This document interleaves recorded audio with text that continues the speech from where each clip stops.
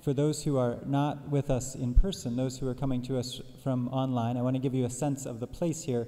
We're in Cochran Chapel. The day has turned out to be a very nice one, and out on the Great Lawn are lots of people playing stickball and other games. So the people who have filtered into the chapel, I'm very grateful that you've decided to come in here to talk business with us when there's such great fun going out on the lawn. We are particularly glad to welcome back all alumni, whether or not you are from the classes of the 4s and the 9s, but particularly to those classes. We're also joined today by the President of the Board of Trustees, Peter Curry, who is sitting here. Peter happens to be in the great class of 1974 and just recently carried his banner into the chapel. And Peter, we're delighted you're back for your reunion and delighted you're here to do this with us. Thank you. Peter lives in Seattle, but he has taken up temporary residence here on the East Coast as we're involved in so much great business with the strategic plan and so forth, and we're thrilled he's here.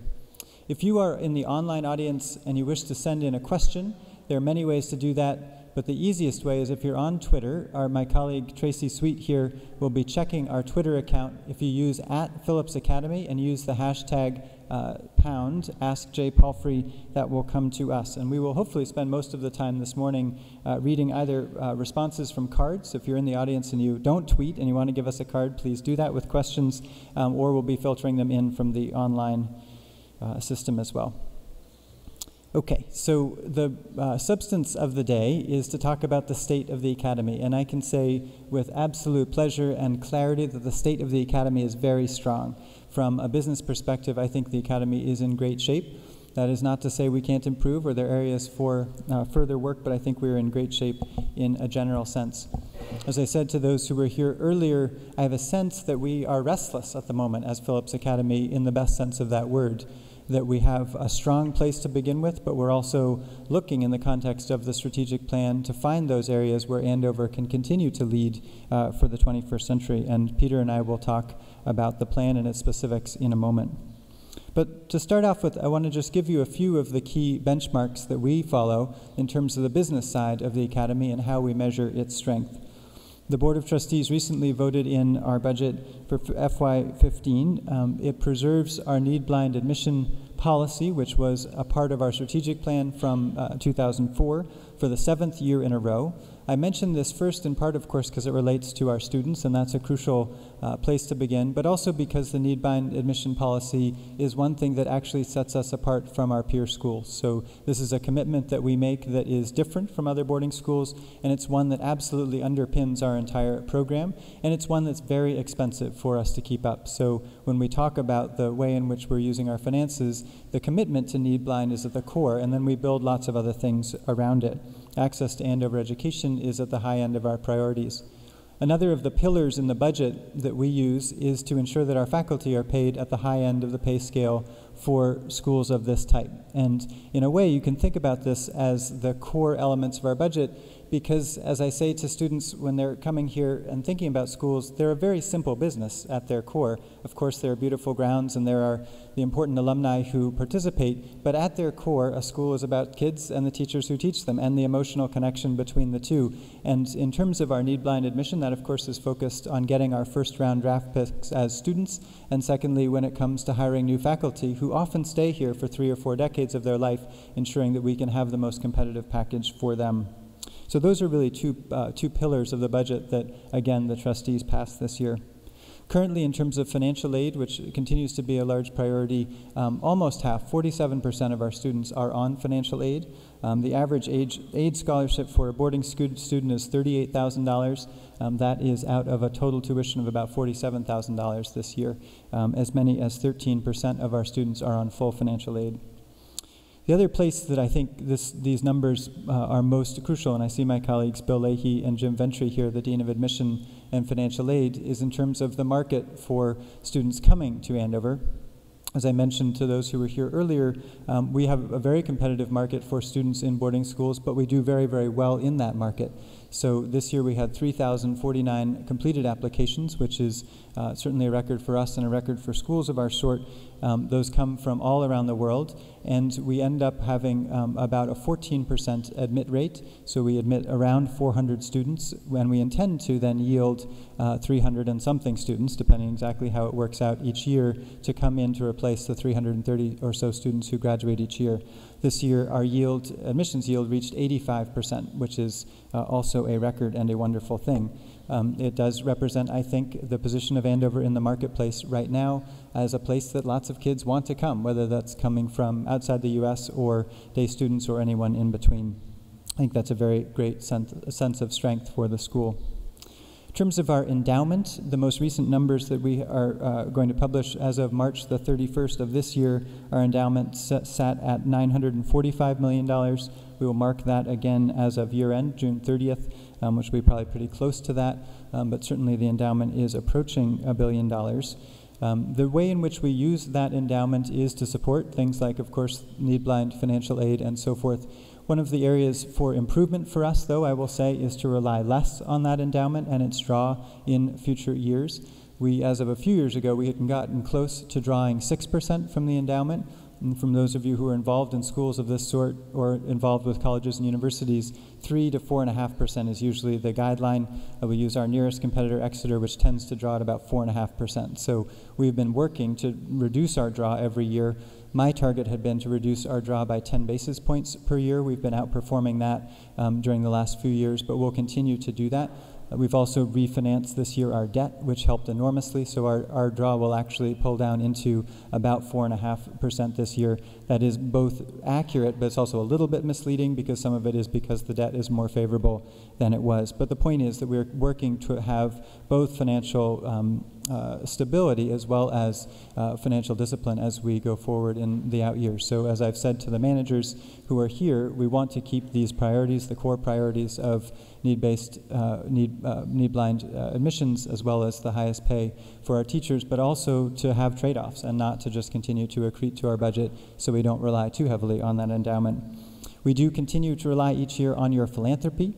It is absolutely crucial for us to meet our $110 million or so budget that we do complete the Andover Fund fundraising every year.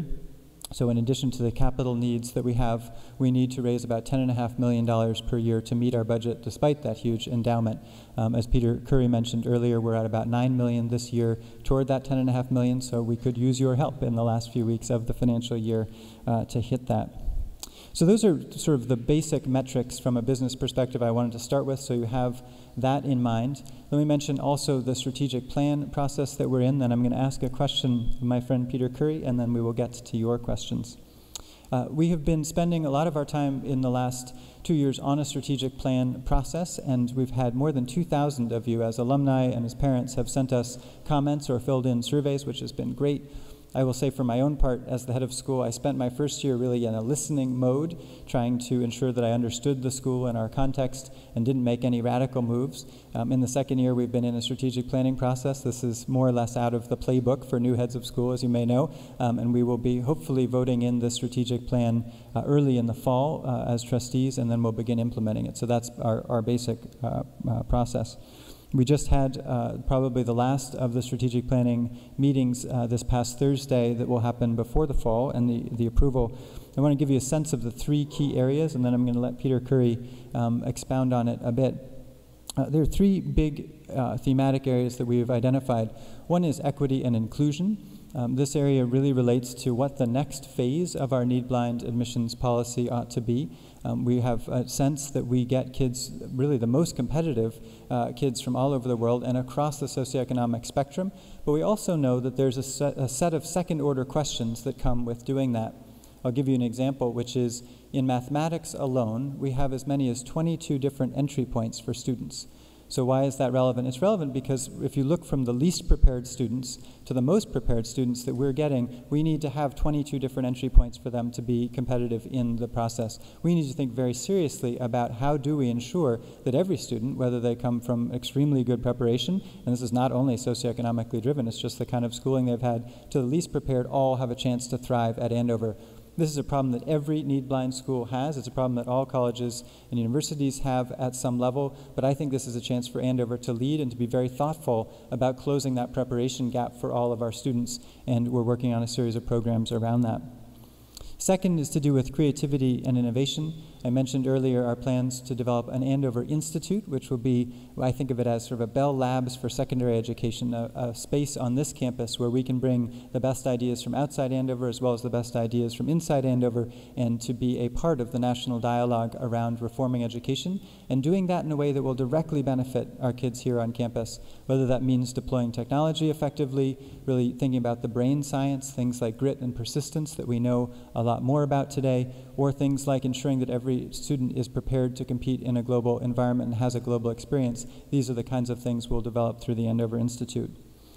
And then third is empathy and balance. This is something that I've noticed very clearly in my time in 2 years here, which is that our students are very competitive and very effective, but they're also extraordinarily stressed, particularly by the point at which they graduate, if they have been here for 4 years, often needing to take a gap year and so forth. And I would love to bring down the stress level, maybe 5 or 10%, and to do that in a way that doesn't lose the academic rigor that we've had here, or the artistic or athletic rigor, and trying to find the way to give kids this balance and this kind of sense of well-being during their time here is a real challenge. The development of the Rebecca M. Sykes Wellness Center is one effort in that push. It's not the only one. Of course, building a building doesn't solve this issue, but I actually think thinking differently about that and further about athletics, for instance, and reviving our program in that area will be an important piece of it. So those are the three big areas: equity and inclusion, creativity and innovation, and empathy and balance, and we will be developing those into more specifics in the months and years to come. Mr. Curry, as President of the Board, I wonder if I could ask you, you've been with us now as President of the Board for 2 years, at the exact same period of time that I've been head of school, and you've also been on our Strategic Planning Task Force. And I wonder if you'd tell us, what are you most excited about in the context of our planning? I love softball questions. I even told him it was coming. Thank you, John.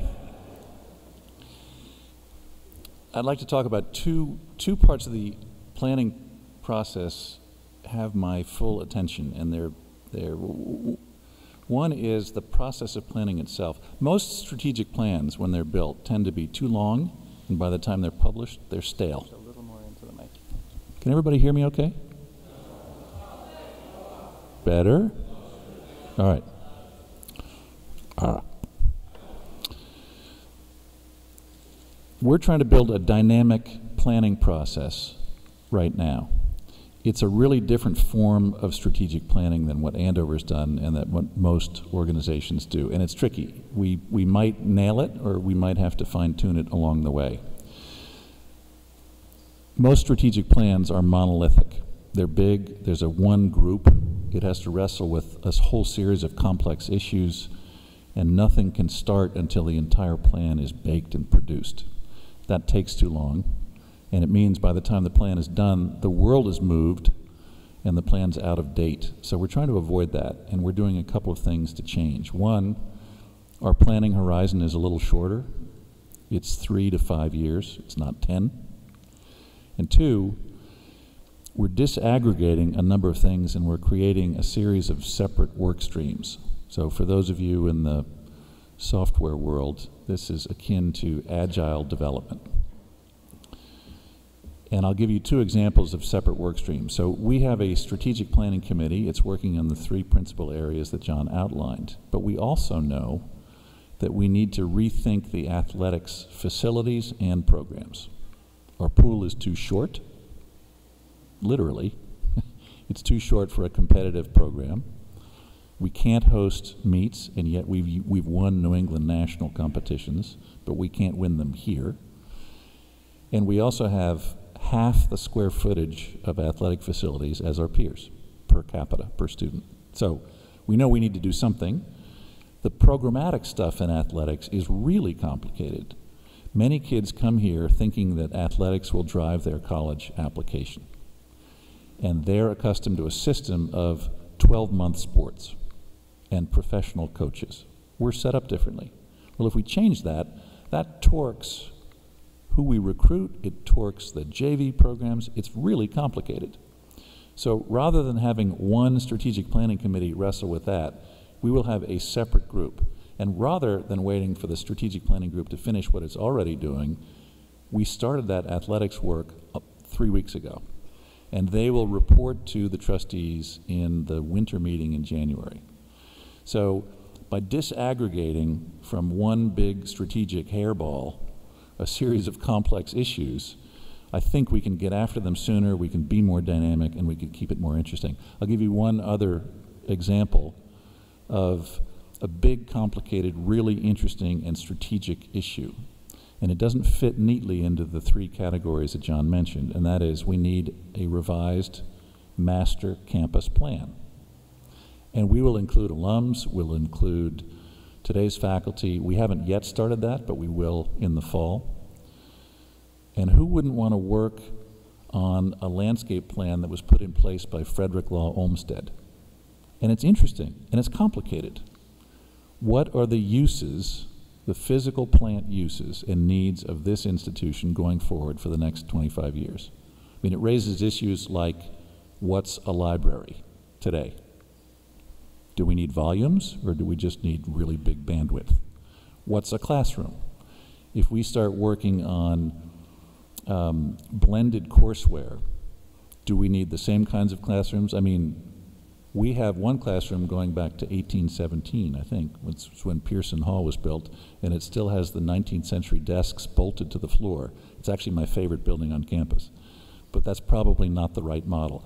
Anyway, the master campus plan will bear on those issues and really fundamental issues like, how big should the school be? Do we need another dorm? We certainly have demand. Anyway, those are tricky and longer term issues. That project probably takes, I don't know, it might take a couple of years. So athletics, there's a winter deadline coming up soon. Master campus plan, longer, complicated. But I think by taking them out of the strategic planning process, we will do ourselves a service. So we're going to begin with your questions. We have a whole pile of them that people have turned in. I'm going to give you, Peter, 3 of them, giving my boss the very hard ones. And you can think on them while I address a few of these, and then maybe you'll come up and address a few others. And as you think of them, please do fill out those cards. Tracy Sweet here and Debbie Murphy, who I've seen elsewhere, will come pick them up. There she is. Thank you. So this is from a gentleman, John Morsey, from class of 64. I do not tweet. Please pass along my question. Is PA considering an applied science and technology development department to help bring Andover into the 21st century? And then he gives a series of suggestions around it. We are actively working on developing classes of this sort, and we have actually changed the name of the math department to the Department of Mathematics, Statistics, and Computer Science. And the courses that have been built into that framework integrate what you might think of as computer science, as well as a series of things that are both in the mathematics stream and electives. And actually, I think that Bill Scott, the chairman of the math department, and that group is doing a brilliant job of trying to figure out how to integrate these things into the mathematics program. I will say also that we are developing some project-based courses. So the course that I taught this last few years over the course of 2 terms this year is on hacking. And I worked with kids on the process of how they think about the ethical issues associated with hacking, and we also set up some websites and knocked them down and did some really interesting direct and applied things. So we are working on it very actively. I don't think that it will be in the next few years a requirement, is my guess. This is the zone not where the head of school makes the decision, but where the faculty as a whole votes on it. But I see this as a serious growth area for us in terms of teaching and learning, and it's a lot of fun, I can tell you, to teach it. In the same spirit, I'll do a second one, then I'll turn it over to you, Peter, if that's okay. A second one that's in the same vein generally comes from Alexander Hefner, class of 2008. How are PA students averting the threat of digital Pearl Harbor? This is a good theoretical question. I think I'm not sure we're actually averting the threat of digital Pearl Harbor, but I would use the same answer in a way to Alexander's question, which is I believe that we are under-resourced in our country, whether it's in a corporate setting or in a government setting, to protect ourselves against hacking attacks and so forth. And this is something that I think our students are very creative at thinking through, and it's a way to channel their interest in this area, is to have them think about it. So to Alexander's question, one thing we did was one of the assignments in my class was to take on a distributed denial of service attack and to launch one, which means to get a whole bunch of computers and point them at a site to bring it down, which is one way to bring about a digital Pearl Harbor of a sort. And then the second order set of thoughts was, how do you protect against that? Knowing this is how you do it, how might you then think about preventing it? So again, I think those two questions really go together about some of the kinds of things, particularly in their senior year, that students can be focused on that probably weren't part of the curriculum in the 19th century anyway. Peter Curry, a few questions. Thank you, and I like the idea that we're talking about distributed denial of service attacks in this building. Here is a question which I will give a short answer to. Why not pay down the debt to zero first? Don't start any new projects like the Andover Institute until the debt is paid off. We have a roughly $1 billion endowment, and I view there to be a permanent level of debt associated with the endowment. We can borrow at, using round numbers, 4%. Our planning numbers for earning are 7.5%. Our actual performance has been more like 11%. That's a good arbitrage, and as long as we do it carefully and with limits, I think we're fine. We've imposed limits on ourselves, which are to be AAA, and our level of debt will be less than $100 million, so circa 10%. And I think that's careful and appropriate and sensible. It also gives us flexibility, so we can pay it down or not. And in an adverse market, we actually borrowed. So in 2009, when the market took a second leg down, rather than being forced to liquidate positions in order to operate the academy, we borrowed money in order to keep the positions, and we were right because the market bounced back. So instead of selling at the bottom, we held and sold it a little closer to the top. Sold, sorry. Hope that answers that question. What is Andover doing to be heard in the national dialogue on education? I love this question. Andover has a history of being an important participant in the national dialogue on secondary ed.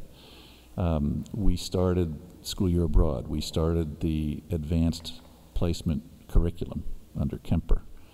We brought the Outward Bound program to the United States. Josh Miner did that.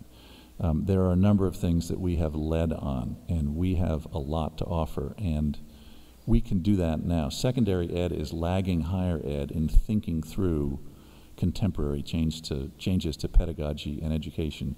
And I think the Andover Institute, that John's talked a little bit about, is one device that will get us into that dialogue, and we're already starting. John? A few more tough ones for you to think about, Peter, while I take on a group that actually hang together. These are a series of questions that are about admissions and financial aid.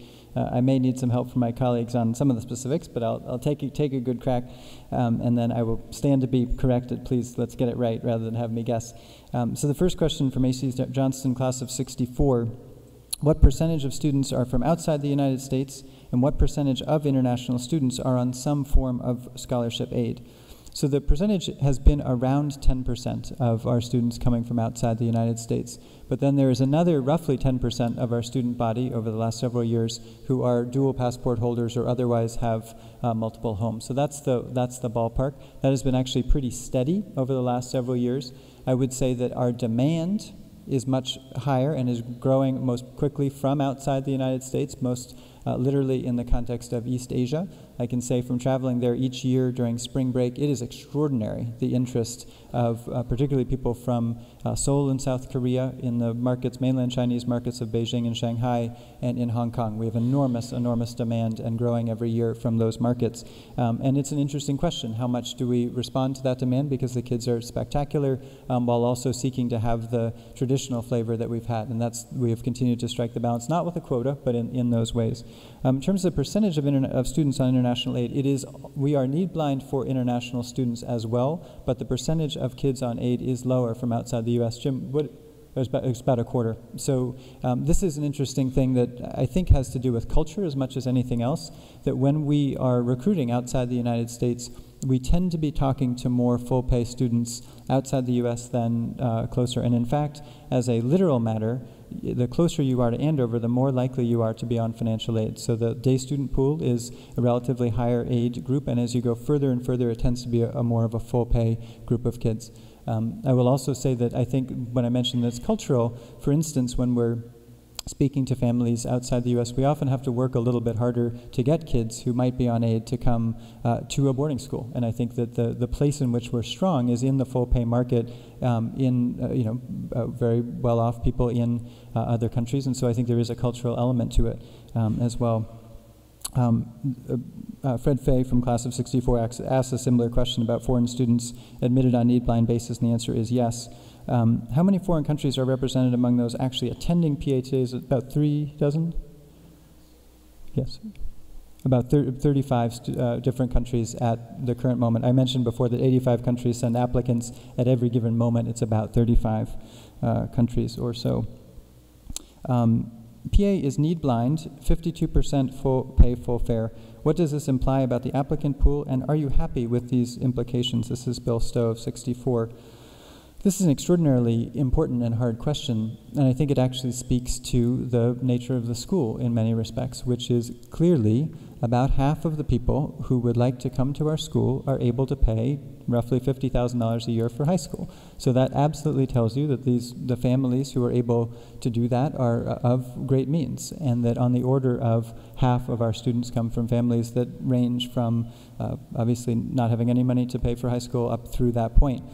One thing that Jim Ventry, I think, has developed and really pioneered for the school is that we seek not to be a barbell school, in other words, to have the very wealthiest and the very poorest kids, which has been the tradition, as you know, of boarding schools, and there are reasons why one starts there, but to be a school that's a bar, that has kids at every stage in the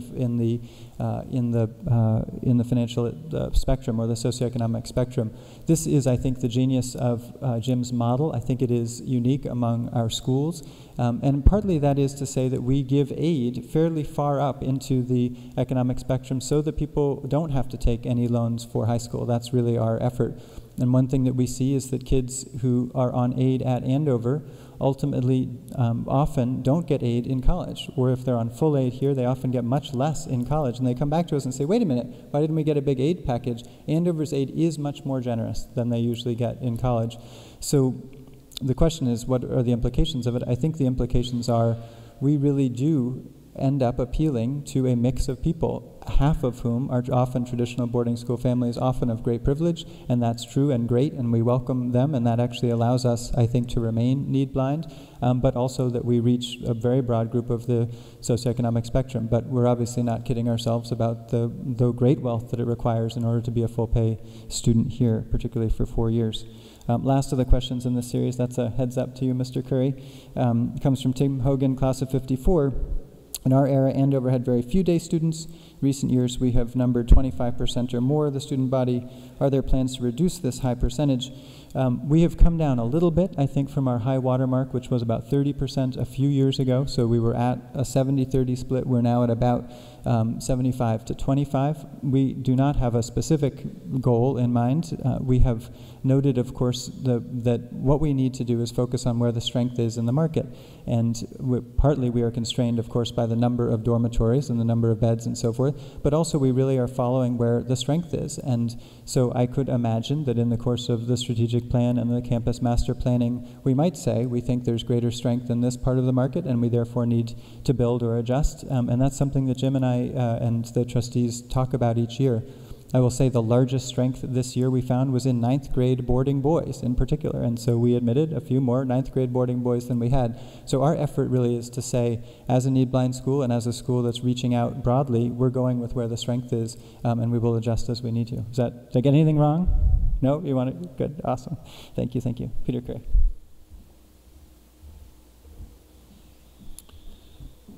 Tim Wolf from the class of 64 asks about our visions for online education, especially in conjunction with the Andover Institute. Education is a mentored relationship between a student and information. So the role of the teacher, the role of the small class size, these are precious, precious things. The use of time in the classroom might change. It might get flipped. So we may deliver through some vehicle, let's call it online, lectures to students outside of classroom time and use the class time differently.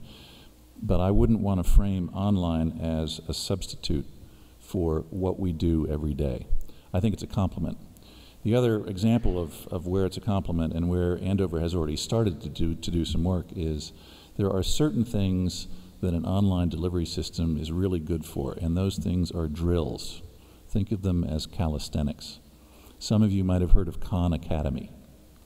Khan Academy is a massively used website that has short video tutorials for kids. Every kid in the universe uses this site. Tens of millions of kids, literally, including our kids.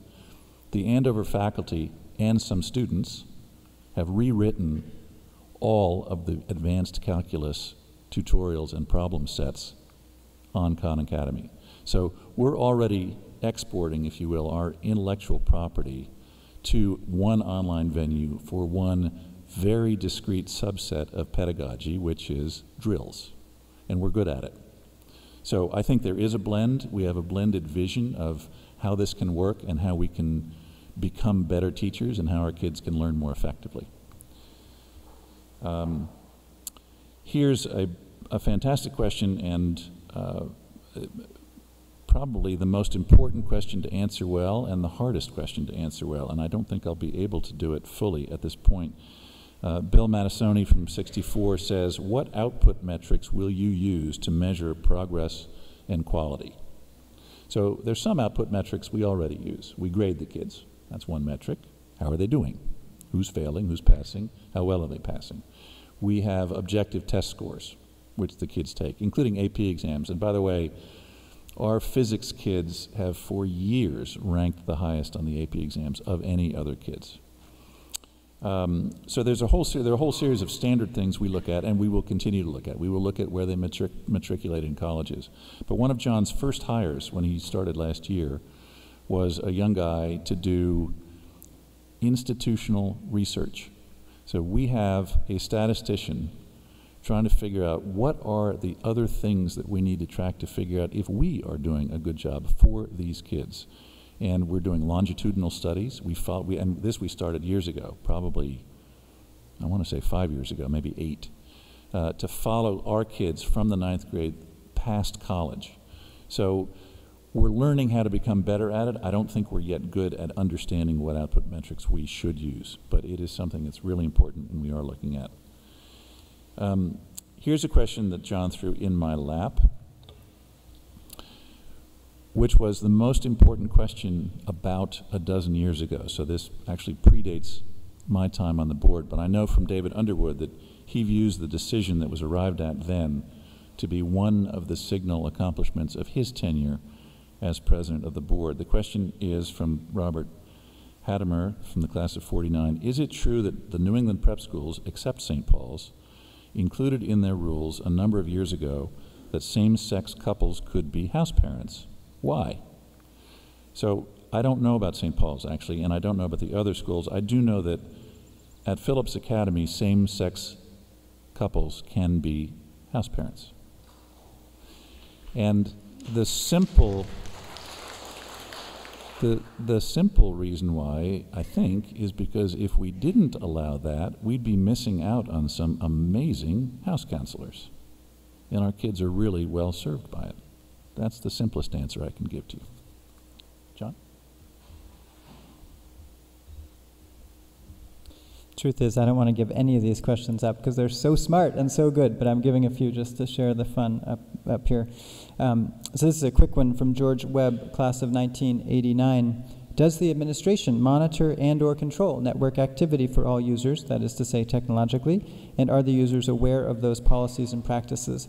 It's a great question. We follow the fairly standard approach in this space, which is that we have an agreement with users that say we can monitor their usage. We don't, in general. We could if we needed to.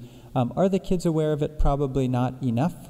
We do a fair amount, increasingly, of trying to teach kids about what I call digital literacy to ensure them to be focused on both their rights and responsibilities in a digital age. This happens to be my area of scholarship, so I'm very interested in it.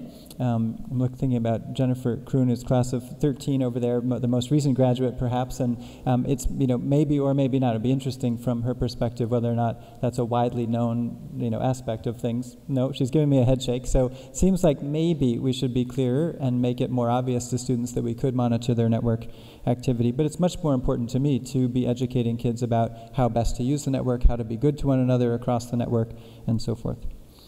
The triple quadruple threat. Do you worry about faculty burnout? The answer is absolutely. This is one of the real challenges of running a school of this sort.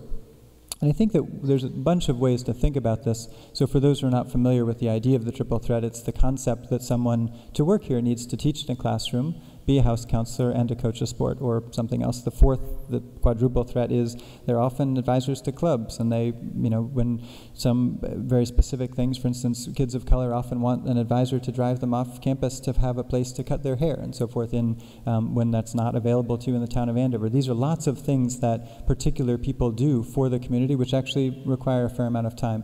And I will say, from working here after working at a university, this is an extraordinarily 24/7 commitment.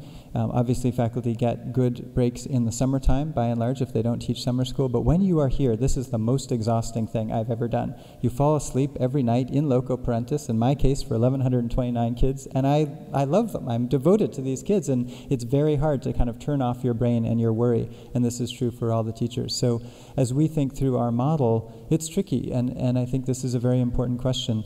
We've talked a lot about, could we have a model that would be a double passion as opposed to a triple threat? In other words, two things that you're really good at that you focus on as opposed to three. In reality, that would break our budget. That would obviously increase by a factor of at least a third, if not a half, the number of people we would need on this campus unless we cut a lot of programs. And as you can imagine, our budget is basically people as well as the upkeep of buildings and so forth. So we couldn't do that tomorrow as well as have these other commitments. On the other hand, when I mentioned the notion of balance, we've got to figure out a way to have a good balance for our teachers as well as our kids. And one thing you might reflect on, particularly those who were here in the 40s or the 50s or the 60s, it was by and large men who were the faculty members, and there often was a spouse, a wife at that time, who was doing a lot of the house counseling work.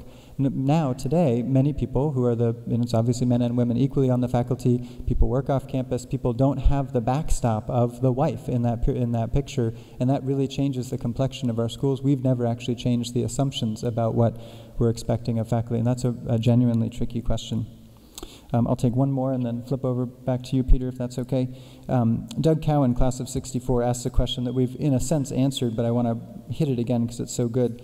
How can Andover have a more direct impact on high school education across our country? Expand non-SIBI. Your resources need to be shared. You are too self-centered. I agree. And really the idea of the Andover Institute is to say, how can we do it in a way that has a positive feedback loop, that is really thinking about how we share the resources of Andover through our outreach programs, but also in this national dialogue more broadly and more effectively with this big conversation about how we improve secondary education. I want to ensure that that also comes back to the benefit of the kids who are here, our 1,129 kids. Another thing you should know is that in the summer, every bed is full here at Phillips Academy.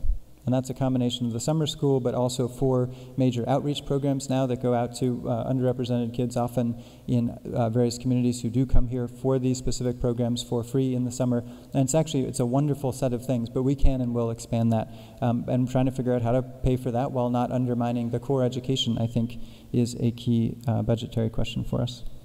Peter, you ready? Thank you. So the first question is a financial question from Rick Stewart from the class of 69. At what annual rate must the endowment grow in order to sustain the need-blind admission policy without raising tuition faster than inflation? So there's actually quite a lot bundled into that question, and I'll answer it in a few parts. Our planning assumption is that we can earn a 7.5% return on our endowment. And we may or may not be able to. In some years we'll do better, in some years we'll do worse, but that's the planning assumption. I think that's a reasonable one for us to pick. I can't defend it super strongly. We might be right or wrong, but we've done better than that recently, and that's a comforting thing. Under that scenario, we do raise tuition, and we raise it roughly in the same order as inflation. But under that scenario, we're not paying for needs blind. We are also assuming that the annual fund and other specific annual targeted fundraising toward needs blind will foot the bill. It's not fully endowed, in other words. The other point I'd make on tuition increases is if 47% of the kids here are on financial aid, and if the average aid is $38,000, it's a pretty leaky device to raise tuition. As a device to raise revenues, tuition isn't all that powerful because we give half of it away. So for every dollar we raise it, a bunch of kids get financial aid. It also creates discontinuities so that at some point, if we raise tuition too much, families who were not on aid need it. So we need to come up with new revenue sources, possibly. We need to manage our expenses, and maybe somewhere in the online world there's a vehicle for us to do that. And we need to invest the endowment well. Question number 2. The plan a few years ago was to reduce school size from 1,100 to 1,000. And that is right. I think the target was 1,020 kids. I think the smallest we've been over the last 10 years is 1,040 kids, so we didn't quite get down low. Kids want to come here, as Jim and Bill can attest. And we try to plan, and we use normal parenthesis, very good parenthesis, yield assumptions. 85% yield is off the charts, and then more kids show up, and we are committed to them. So there's been pressure to increase the size of the school, and as John said, it's now roughly 1,130 kids. It's a strategic decision about whether we stay there, go down, or go up. I don't think we'll go down to the earlier 10-20 model. I think we'll stay somewhere around here. We're limited by the number of beds, so that means we got to build a new dorm. We have crammed kids everywhere. They are in every attic space. They are in every closet. And we need to make sure that the kids who are here have a good dorm experience. We can't just create, mini dorms of 3 kids all over the place, although some of those are nifty dorms for the kids to be in. So we're limited by bed count. Conceivably, we can redeploy Isham, the infirmary part of Isham, to increase the size of the Isham dorm. So I think we're about where we are. It may be a little bigger. It's not going to be 100 kids smaller. Thank you, Peter. I noticed that you dodged the back half of one of those questions, which asked about sugared soft drinks and why do we tolerate stupidity. I will say that we have eliminated, there's no soda in Peresky Commons. You may have noted. We might have something, we do have Gatorade, that could count as sugared soft drink, I'm not sure. In the dorms, we have replaced a lot of the soda machines with healthier alternatives for drinks, and if you walk in the GW hall downstairs where the day students go, there's the natural foods vending machine. So I think we are in the process of that. It's a very interesting, it's an interesting dynamic running a high school where kids want Coca-Cola and pizza and so forth, and we want them to eat more healthfully than that. We serve a lot of organic food, which is quite expensive in Peresky Commons, and we're trying to work out, a reasonable balance. I do think that as part of our sort of health and well-being push, that we will continue in that direction, but we also don't want to. This is a process, put it that way, and not a big change. There was something a few years ago called Meatless Mondays, and Meatless Mondays apparently was a total disaster, and it caused riots. And I can tell you, as head of school, I don't favor riots. So we're working on an educational process. But thank you for the question. It does matter. Here's one from Cam Lassiter over Twitter, which I'm saved for myself, I will admit, which is, what innovations are you most interested in experimenting with new technology? I would say there are so many that I'm excited about. One certainly is this Khan Academy partnership that Peter just described. And the reason I'm so excited about the Khan partnership is really the feedback loop that we get. So when our math teachers, led by Bill Scott, the chair of the math department, puts up these problems, we get a huge amount of data back on the effectiveness of these problems. And it comes in a big screen. It's very instrumented. And what's so exciting about that is for the first time, where PA teachers used to produce textbooks and send them out in the world, we actually get real-time feedback on what works and what doesn't. And we get a sense from hundreds of thousands of users about whether a problem is a good one or a lousy one. And this also is something that we then can work directly back into the classroom. So in a general sense, what I'm interested in are those experiments that have both the public purpose of sharing materials and also the private school aspect, which is to say it improves the education right here. So where we can come up with these virtuous and virtual loops that benefit the world and also our kids, that's where I'm excited. I think there's a real possibility for using these kind of models to improve education broadly under the spirit of blended or hybrid education. And I think when we talk about ourselves as a private school with a public purpose, this is a wonderful opportunity for us to do that. We're looking at developing online courses and other things that we could offer also on a need-blind basis that might have some revenue generation to them and so forth. So I think there's some really, really exciting things. We do need an experimentation space, and we do need to be able to give faculty members time off in the form of reduced teaching loads or otherwise so they can do this experimentation. We're investing very heavily in professional development. So I think there are lots of really exciting things, and kids are deeply involved in this. Related to that question, in 1989, the humanities were cooler than math and science, apparently. Is the opposite true today? Asked Alex Tibbett via Twitter, class of '89. That's a really good question.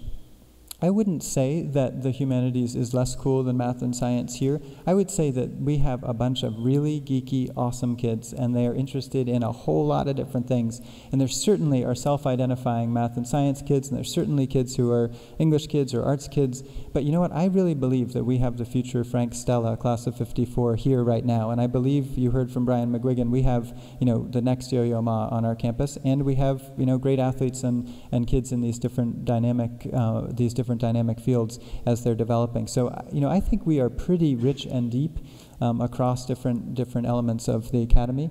Certainly people who work in the humanities, as you know, in higher ed worry a lot about the declining numbers of kids concentrating or majoring in humanities as compared to the math and sciences. We don't see that per se just because we have, of course, the distributed set of requirements. So I don't want to say that there isn't that challenge for the humanities as in the higher ed setting. We just don't experience it quite that way.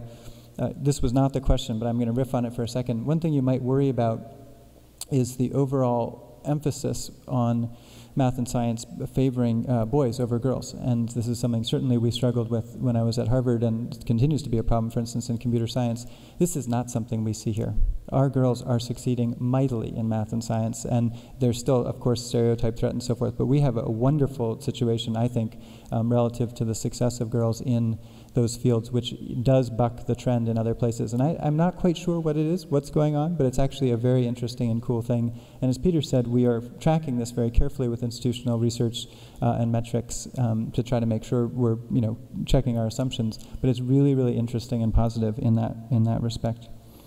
I will note also that there are lots of questions apparently streaming in by Twitter, which we will not get to today because of our timing, but that anybody who has tweeted a question, I will find a way to respond to you by email or otherwise to be sure.